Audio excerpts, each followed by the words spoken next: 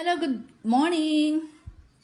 Sa video na to po, tayo ay maggugupit. Ang ating pong customer ay medyo mahaba na yung buhok niya at soft layer cut po ang ginawa ko sa kanya.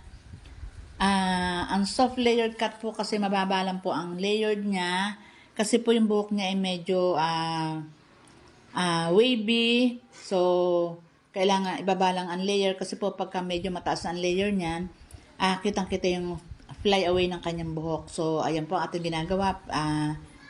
Unti-unti pati po ang paggawa ko kasi po baka mamaya mabigla naman po ang pag-iksi.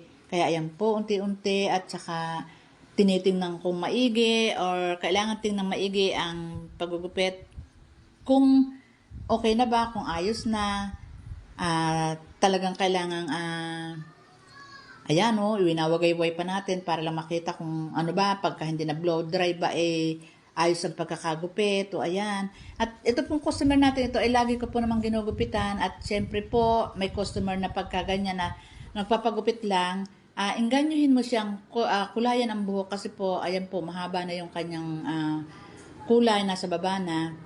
Kaya po kami nagkulay din. Ayan po yung may highlight dati. Ayan po ang kanyang buhok. Salamat guys sa panonood. Thank you. See you next video.